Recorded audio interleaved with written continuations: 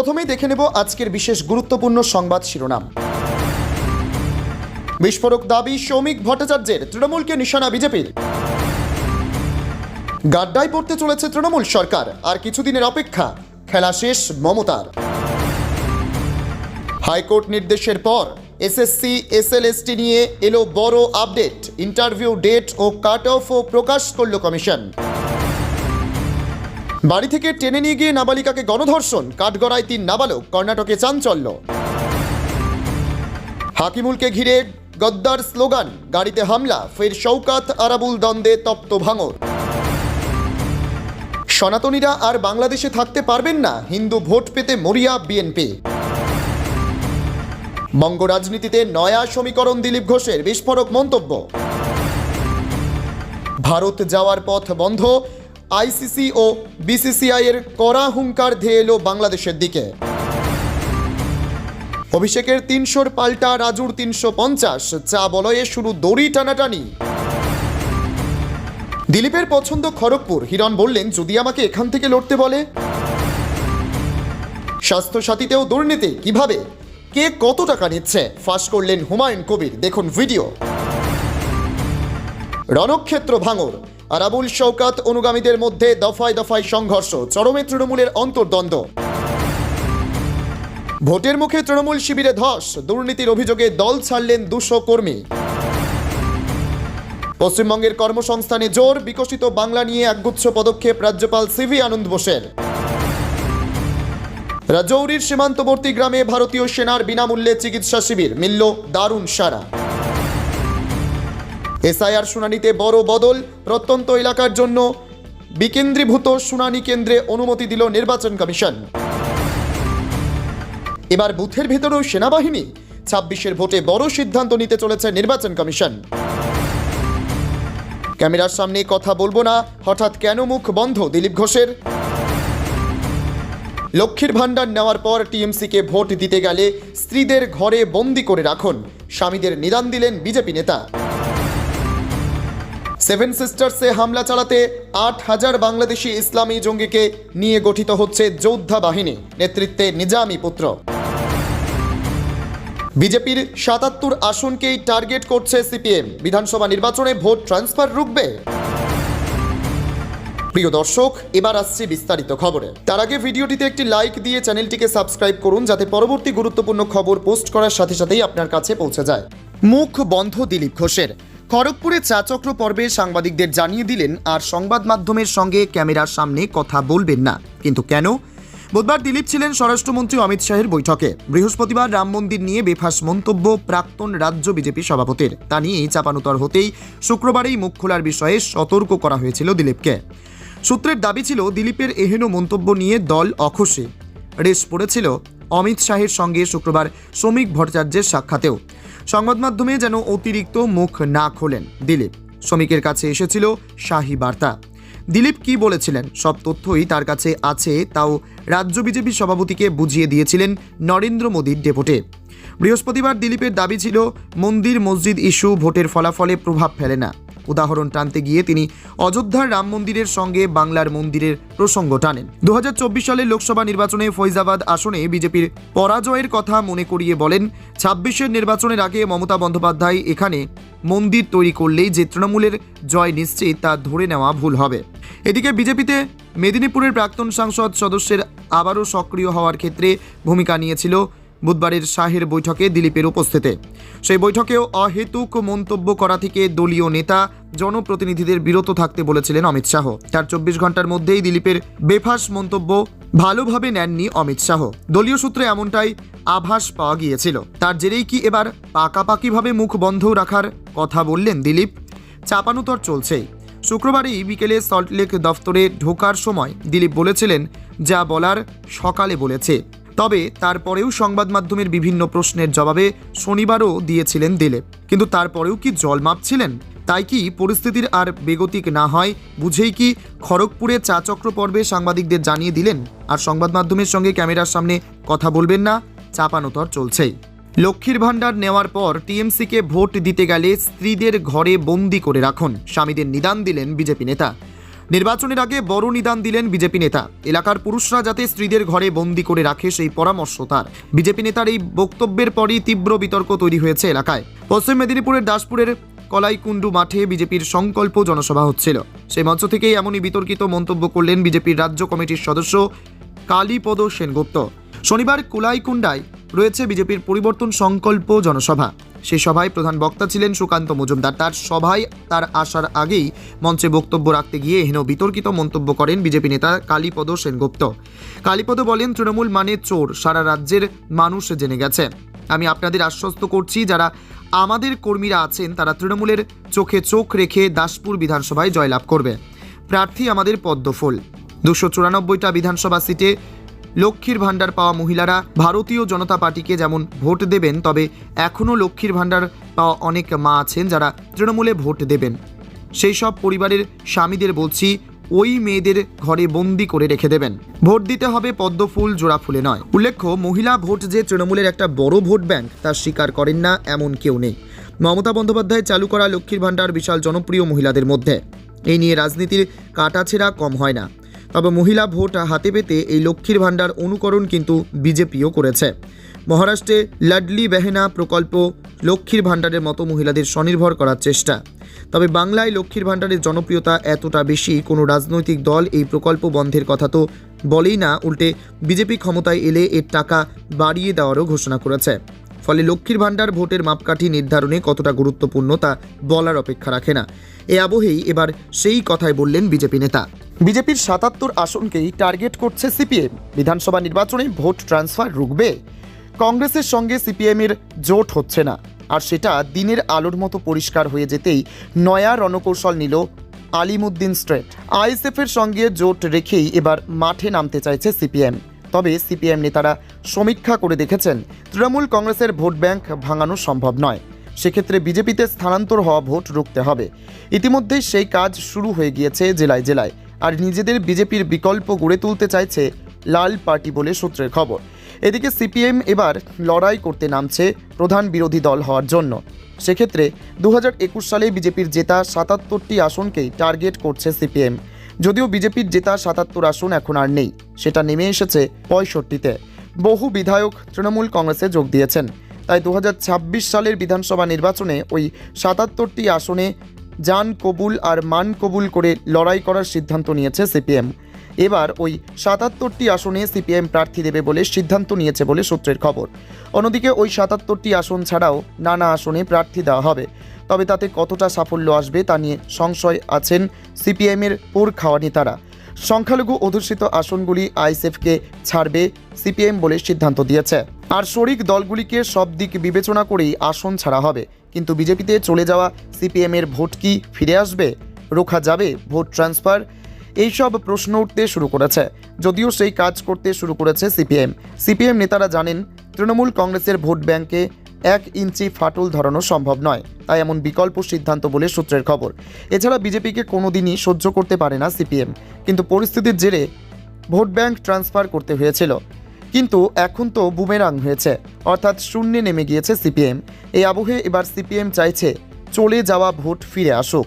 তাই নিয়ে একাধিক বৈঠক হয়েছে, আর তাতেই সিদ্ধান্ত হয়েছে বিজেপির জেতা 77টি আসনকে টার্গেট করেই বিধানসভা নির্বাচনে ঝাঁপাবেন। বিজেপির সঙ্গে সমানে সমানে টক্কর দিতে পারে তৃণমূল কংগ্রেস। তাই তৃণমূল আবার জিতবে সেটা জানে সিপিএম। কিন্তু ভোট ব্যাংক ফিরিয়ে এনে ভোট কাটাকাটির সুযোগ নিয়ে ভাগ গুলে জিততে চাইছে সিপিএম বলে সূত্রের খবর। যদিও সেটা কতটা সম্ভব হবে সেটা সময়ই বলবে। এবার বুথের ভিতরেও সেনাবাহিনী। 26-এর ভোটে বড় সিদ্ধান্ত নিতে চলেছে নির্বাচন কমিশন। 26-এর বিধানসভা ভোট যত এগোচ্ছে ততই বাড়ছে ভোটের নিরাপত্তা নিয়ে প্রশ্ন। কেন্দ্রীয় বাহিনী কিভাবে ব্যবহার হবে? বাহিনীর নিয়ন্ত্রণ কার হাতে থাকবে? এই সব বিষয়েই সোমবার দিল্লিতে গুরুত্বপূর্ণ বৈঠকে বসতে চলেছে জাতীয় নির্বাচন কমিশন। বিধানসভা ভোটের আগে নির্বাচন কমিশনের সঙ্গে গুরুত্বপূর্ণ বৈঠকে রাজ্যের সিইও। 26-এই মহারণ। রাজ্য বিধানসভা ভোটের আগে রাজ্যে ভোটের নিরাপত্তা নিয়ে বড় সিদ্ধান্তের পথে নির্বাচন কমিশন। আগামী সোমবার দিল্লিতে জাতীয় নির্বাচন কমিশনের সঙ্গে গুরুত্বপূর্ণ বৈঠকে বসছেন রাজ্যের মুখ্য নির্বাচনী আধিকারিক। মূল আলোচনার বিষয়, ভোটে কত কেন্দ্রীয় বাহিনী মোতায়েন করা হবে, কিভাবে সেই বাহিনী ব্যবহার করা হবে, বাহিনীর নিয়ন্ত্রণ কার হাতে থাকবে। সূত্রের খবর, বৈঠকে কেন্দ্রীয় বাহিনীর বিন্যাস নিয়ে বিস্তারিত আলোচনা হতে পারে। রাজ্যের পুলিশই কি বাহিনীর ওপর নিয়ন্ত্রণ রাখবে, নাকি মাইক্রো অবজারভারদের নির্দেশে সরাসরি কাজ করবে কেন্দ্রীয় বাহিনী? এই প্রশ্নেই চূড়ান্ত সিদ্ধান্ত নেওয়া হতে পারে। 5ই জানুয়ারি অর্থাৎ সোমবার এ বিষয়ে শেষ ছাড়পত্র দেওয়ার সম্ভাবনা রয়েছে। এর আগে পঞ্চায়েত ভোটে পর্যাপ্ত কেন্দ্রীয় বাহিনী থাকলেও একাধিক অভিযোগ উঠেছিল। বিরোধীদের দাবি ছিল বাহিনী বুথের বাইরে বা রাস্তায় ঘুরে বেরিয়েছে, কিন্তু বুথের ভেতরে নজরদারি ছিল না। এমনকি বাহিনী বিরিয়ানি খেয়ে রিল্যাক্স করেছে, এমন অভিযোগও সামনে আসে। বিজেপি নেতা দিলীপ ঘোষ প্রকাশ্যে অভিযোগ করে বলেন, বুথের ভেতরে বাহিনী না থাকাতেই ভোট লুট হয়েছে। তার দাবি ছিল বাহিনী যথেষ্ট সংখ্যায় এলেও তারা বুথের ভেতরে না ঢুকে রাস্তায় দাঁড়িয়ে থেকেছে বা ঘুরে বেরিয়েছে। এই প্রেক্ষাপটেই প্রশ্ন উঠছে, এবার কি তার ব্যতিক্রম হবে? বুথের ভেতর কি সত্যিই কেন্দ্রীয় বাহিনী মোতায়েন করা হবে? ভোট গ্রহণের পুরো প্রক্রিয়ায় বাহিনীকে কতটা সক্রিয়ভাবে ব্যবহার করা হবে তা নিয়েই জোর জল্পনা শুরু হয়েছে। এবারের ভোট আরও গুরুত্বপূর্ণ একটি কারণে, এসআইয়ের প্রক্রিয়া সম্পূর্ণ হওয়ার পর সংশোধিত ভোটার তালিকা অনুযায়ী এই প্রথম ভোট হবে রাজ্যে। সেই কারণে ভোটারদের যাচাই বা স্ক্রুটিনি নিয়েও বাড়তি সতর্কতা থাকতে হবে। ভোটের লাইনে দাঁড়িয়েই কি তালিকা ধরে ধরে যাচাই হবে, আর সেই দায়িত্ব কি কেন্দ্রীয় বাহিনীর ওপরেই থাকবে? এই প্রশ্নও উঠেছে। এর আগে একাধিক ভোটে অভিযোগ উঠেছে, বুথের দরজায় বা বাইরে বাহিনী থাকলেও ভেতরে অবাধে ছাপ্পা ভোট চলছে। অনেক ক্ষেত্রেই শাসক দল ছাড়া অন্য কোনো দলের বুথ এজেন্ট ভেতরে থাকতে পারেননি বলে অভিযোগ। এবার সেই ছবি বদলাবে কিনা তা নিয়ে সোমবারের বৈঠক। সব মিলিয়ে 26-এর বিধানসভা ভোটে কেন্দ্রীয় বাহিনীর ভূমিকা কী হবে, বাহিনী কোথায় থাকবে এবং কতটা ক্ষমতা তাদের হাতে থাকবে, এই সব প্রশ্নের উত্তর মিলতে পারে সোমবারের বৈঠকেই। ভোটের মুখে তৃণমূল শিবিরে ধস, দুর্নীতির অভিযোগে দল ছাড়লেন 200 কর্মী। মুর্শিদাবাদের ডোমকলে শাসক শিবিরে বড়সড় ভাঙন ধরালো কংগ্রেস। ডোমকল বিধানসভার 6 নম্বর ওয়ার্ডের প্রায় 200 জন তৃণমূল কর্মী দুর্নীতি ও স্বজন পোষণকে হাতিয়ার করে হাত শিবিরে যোগ দিয়েছেন। কংগ্রেস নেতা ইমদাদুল হক মীরের দাবি, শাসক দলের তথাকথিত উন্নয়নের মুখোশ খুলে যাওয়ায় কর্মীরা মুখ ফিরিয়ে নিচ্ছেন। যদিও তৃণমূলের পক্ষ থেকে এই দলবদলের দাবি স্বীকার করা হয়েছে। অন্যদিকে উড়িষ্যার সম্বলপুরে পরিযায়ী শ্রমিক জুয়েল রানাকে খুনের ঘটনায় সোচ্চার হয়েছেন কংগ্রেস নেতা অধীর চৌধুরী। এই ঘটনায় নির্যাতিতদের পাশে দাঁড়াতে আজ উড়িষ্যা সফরে যাচ্ছেন তিনি। এছাড়া কাজের চাপে কোচবিহারে এক বিএলওর মৃত্যু এবং কলকাতা মেট্রোর রবিবাসরীয় স্পেশাল ট্রেন পরিষেবা চালুর খবর শহর জুড়ে চর্চার কেন্দ্রবিন্দুতে রয়েছে। বাড়ি থেকে টেনে নিয়ে গিয়ে নাবালিকাকে গণধর্ষণ, কাঠগড়ায় 3 নাবালক, কর্ণাটকে চাঞ্চল্য। নাবালিকাকে বাড়ি থেকে তুলে নিয়ে নির্জন স্থানে নিয়ে গিয়ে গণধর্ষণের অভিযোগ উঠল 3 নাবালকের বিরুদ্ধে। সম্প্রতি চাঞ্চল্যকর এই ঘটনাটি ঘটেছে কর্ণাটকের হুব্বালিতে। পুলিশ ইতিমধ্যেই 3 অভিযুক্তকে গ্রেপ্তার করেছে। ধৃতদের বয়স 14 থেকে 15 বছরের মধ্যে। পুলিশ সূত্রে খবর, নির্যাতিতার এলাকাতেই বাস করত অভিযুক্তরা। দিন কয়েক আগে ওই নাবালিকা বাড়িতে একা ছিল। সেই সময় 3 নাবালক লুকিয়ে তার ঘরে প্রবেশ করে। অভিযোগ, টেনে হিচড়ে নাবালিকাকে একটি নির্জন স্থানে নিয়ে যায় অভিযুক্তরা। সেখানেই তাকে গণধর্ষণ করে। নির্যাতিতার পরিবারের অভিযোগের ভিত্তিতে তদন্তে নামে পুলিশ। গ্রেপ্তার করা হয় 3 অভিযুক্তকে। পুলিশ সূত্রে জানা গিয়েছে, তাদের বিরুদ্ধে পক্সো ধারায় মামলা রুজু করা হয়েছে। হুব্বালির পুলিশ কমিশনার বলেন, 3 অভিযুক্তের মধ্যে 2 জন স্কুল পড়ুয়া, অন্যজন স্কুল ছেড়ে দিয়েছে। গণধর্ষণের পর 3 কিশোর নির্যাতিতার বাবা মাকেও হুমকি দেন বলে অভিযোগ। এমনকি তারা গণধর্ষণের ভিডিও করেন বলে অভিযোগ। সব দিক খতিয়ে দেখে ঘটনার তদন্ত করা হচ্ছে। প্রসঙ্গত, শনিবারই উত্তরপ্রদেশে এক নাবালিকাকে গণধর্ষণের খবর প্রকাশ্যে এসেছে। বাড়ির ছাদে নাবালিকাকে গণধর্ষণের পর নিচে ছুঁড়ে ফেলা হয় তাকে। তড়িঘড়ি হাসপাতালে নিয়ে গেলে চিকিৎসক তাকে মৃত ঘোষণা করেন। পরে পুলিশের সঙ্গে এনকাউন্টারে আহত হন 2 অভিযুক্ত। তাদের গ্রেপ্তার করা হয়েছে। বর্তমানে তারা হাসপাতালে চিকিৎসাধীন। সেই ঘটনার রেশ কাটতে না কাটতেই দেশে ফের নাবালিকাকে গণধর্ষণের অভিযোগ উঠল। বঙ্গ রাজনীতিতে নয়া সমীকরণ, দিলীপ ঘোষের বিস্ফোরক মন্তব্য। বিজেপির অন্দরে নিজের গুরুত্ব ও অবস্থান নিয়ে এবার সরাসরি মুখ খুললেন দিলীপ ঘোষ। আকারে ইঙ্গিতে বিরোধী দলনেতা শুভেন্দু অধিকারীকে নিশানা করে তিনি বুঝিয়ে দিয়েছেন যে দলে ব্রাত্য হওয়ার নেপথ্যে বিশেষ কোনো শক্তির হাত রয়েছে। তবে কেন্দ্রীয় স্বরাষ্ট্রমন্ত্রী অমিত শাহের হস্তক্ষেপে দিলীপ ঘোষ ফের সক্রিয় হওয়ায় রাজ্য রাজনীতিতে নতুন জল্পনা তৈরি হয়েছে। শাহের এই পদক্ষেপ স্পষ্ট করে দিয়েছে যে প্রভাবশালী কোনো নেতার ঘনিষ্ঠ হয়ে এখন আর সহজেই বিধায়কের টিকিট পাওয়া সম্ভব হবে না। এই রদবদলের ফলে তৃণমূল ছেড়ে বিজেপিতে আসা দলবদলু নেতাদের ভবিষ্যৎ নিয়ে বড়সড় প্রশ্নচিহ্ন তৈরি হলো। দিলীপ ঘোষের এই অনড় অবস্থান এবং কেন্দ্রীয় নেতৃত্বের সবুজ সংকেত আসন্ন বিধানসভা নির্বাচনের আগে বঙ্গ বিজেপি ইউনিটে এক প্রকার জোর ধাক্কা হিসেবেই দেখা হচ্ছে। এর ফলে যারা দল বদলে প্রার্থী হওয়ার আশায় ছিলেন তাদের পথ এখন অনেকটাই কঠিন হতে চলেছে। সব মিলিয়ে নির্বাচনের আগে গেরুয়া শিবিরের অন্দরের সমীকরণ দ্রুত বদলাতে শুরু করেছে। সনাতনীরা আর বাংলাদেশে থাকতে পারবেন না, হিন্দু ভোট পেতে মরিয়া বিএনপি। শেখ হাসিনা পরবর্তী সময়ে সংখ্যালঘুদের ওপর অত্যাচার বেড়েছে বাংলাদেশে। এই আবহে আসন্ন নির্বাচন অত্যন্ত গুরুত্বপূর্ণ হয়ে পড়েছে সেই দেশে। এদিকে আওয়ামী লীগের অনুপস্থিতিতে হিন্দুদের ভোট পেতে চাইছে বিএনপি। এ আবহে বিভিন্ন জায়গায় তারা হিন্দুদের মাঝে গিয়ে প্রচার চালাচ্ছেন। এমনই এক প্রচার সভার সময় মানিকগঞ্জ 1 আসনের বিএনপি প্রার্থী এস.এ. জিন্নাহ কবির বলেন, আগামী নির্বাচনে বিএনপিকে ভোট না দিলে বাংলাদেশে হিন্দুরা আর থাকতে পারবেন না। প্রসঙ্গত, আসন্ন নির্বাচনে বিএনপির প্রতিপক্ষ হিসেবে উঠে এসেছে জামাত এবং মুক্তিযুদ্ধ বিরোধী শক্তি। এই আবহে তারা ক্ষমতায় এলে হিন্দুদের ওপর আরও অত্যাচার বাড়তে পারে সেই দেশে। সেই কথা তুলে ধরেই সনাতনীদের ভোট পেতে আবেদন জানান বিএনপির কেন্দ্রীয় জাতীয় নির্বাহী কমিটির সদস্য জিন্নাহ। আবার তার এই বক্তব্যের নেপথ্যে প্রচ্ছন্ন হুমকিও রয়েছে। ব্রাহ্মণবাড়িয়া 5 আসনের বিএনপি মনোনীত প্রার্থী অ্যাডভোকেট এম.এ. মান্নানও হিন্দু সম্প্রদায়ের ভোটারদের সঙ্গে মতবিনিময় করেন গতকাল। হিন্দু ভোটারদের উদ্দেশ্যে মান্নান বলেন, এদেশে একমাত্র বিএনপির শাসনামলেই সনাতনী হিন্দু ভাই বোনেরা সর্বদা নিরাপদে বসবাস করে থাকেন, যা অতীতে বারবারই প্রমাণিত হয়েছে। বিএনপি আগামীতে রাষ্ট্রে ক্ষমতায় আবারও আসীন হলে এদেশের সর্বক্ষেত্রে ধর্ম বর্ণ নির্বিশেষে হিন্দু মুসলমান বৌদ্ধ খ্রিস্টান সবাই সমান অধিকার নিয়ে বসবাস করবে। এদেশের সকল ধর্মের মানুষ যেন সমান অধিকার নিয়ে মাথা উঁচু করে সবসময় বসবাস করতে পারে। আমাদের দলের নেতা তারেক রহমান আমাদেরকে সেভাবেই নির্দেশনা দিচ্ছেন ও সেভাবেই কাজ করে যাচ্ছেন।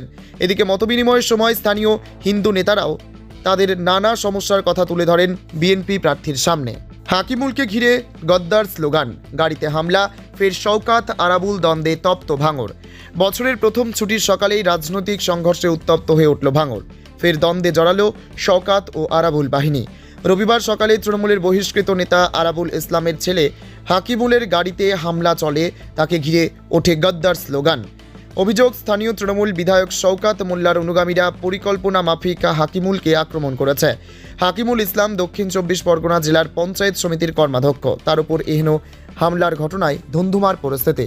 এ নিয়ে বিধায়ক শওকাত মোল্লার অবশ্য দাবি, দলে গদ্দারদের জায়গা নেই, জনতা ওদের চায় না।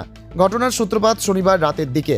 ওই দিন বিকেলে ডায়মন্ড হারবার সাংগঠনিক জেলার তৃণমূল সভাপতি শুভাশিস চক্রবর্তীর সঙ্গে দেখা করতে গিয়েছিলেন ভাঙড়ের তৃণমূল নেতাদের একাংশ। দলে ছিলেন হাকিমুল ইসলাম, কাইজার আহমেদ, ওদুদ মোল্লারা। অভিযোগ, সেখান থেকে ফেরার পর রাতেই পঞ্চায়েত সমিতির সদস্য ওদুদ মোল্লার কাঠালিয়ার বাড়িতে চড়াও হন শওকাত অনুগামীরা। তাকে খুনের হুমকি দেওয়া হয়। এই খবর পেয়ে সন্ত্রস্ত ওদুদের পাশে দাঁড়াতে রবিবার সকালে তার বাড়িতে যান হাকিমুল কাইজাররা। সেখান থেকে বেরোনোর সময়ই বিক্ষোভের মুখে পড়েন হাকিমুল। অভিযোগ, শওকাত অনুগামীরা তার গাড়ি ঘিরে ধরে হামলা চালান। হাকিমুলকে ঘিরে গদ্দার স্লোগান। খবর পেয়ে উত্তর কাশীপুর থানার পুলিশ ঘটনাস্থলে পৌঁছায়। বিক্ষোভকারীদের হঠিয়ে দিতে চাইলে পুলিশের সঙ্গে তাদের খানিক ধস্তাধস্তি হয়। শেষে অবশ্য পুলিশ হাকিমুলকে নিরাপদে বের করে নিয়ে যান। এ নিয়ে হাকিমুল সরাসরি বিধায়ক শওকাত মোল্লার দিকে অভিযোগের আঙুল তুলেছেন।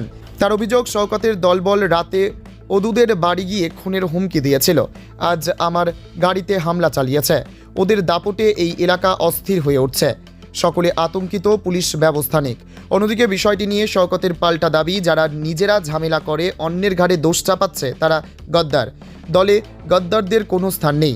অশান্তি রুখতে এলাকায় এখনও পুলিশ বাহিনী মোতায়েন রয়েছে। 26-এর বিধানসভা ভোটের আগে থেকেই ভাঙড়ের এই উত্তপ্ত পরিস্থিতি নিয়ে চিন্তিত এলাকাবাসী। ভারত যাওয়ার পথ বন্ধ। আইসিসি ও বিসিসিআইয়ের কড়া হুঙ্কার ধেয়ে এলো বাংলাদেশের দিকে। আইপিএলে মুস্তাফিজুর রহমানকে খেলতে না দেওয়ার ক্ষোভে ভারতের মাটিতে বিশ্বকাপ বর্জন করতে চায় বাংলাদেশ। ক্রীড়া উপদেষ্টা আসিফ নজরুল নিরাপত্তার কারণ দেখিয়ে বিকল্প ভেন্যু হিসেবে শ্রীলঙ্কায় খেলার প্রস্তাব দিয়েছেন। এ বিষয়ে আইসিসিকে চিঠি পাঠানোর তোড়জোড় চালাচ্ছে বিসিবি। বাংলাদেশের এই হুমকিতে দুই প্রতিবেশী দেশের ক্রিকেটীয় সম্পর্কে চরম উত্তেজনা সৃষ্টি হয়েছে। বিসিসিআই পাল্টা সাফ জানিয়ে দিয়েছে যে একক কোনো দেশের ইচ্ছায় বিশ্বকাপের সূচি পরিবর্তন করা সম্ভব নয়। জয় শাহর নেতৃত্বাধীন আইসিসিতে বাংলাদেশের এই দাবি টিকবে না বলে বোর্ড সূত্র ইঙ্গিত দিয়েছে।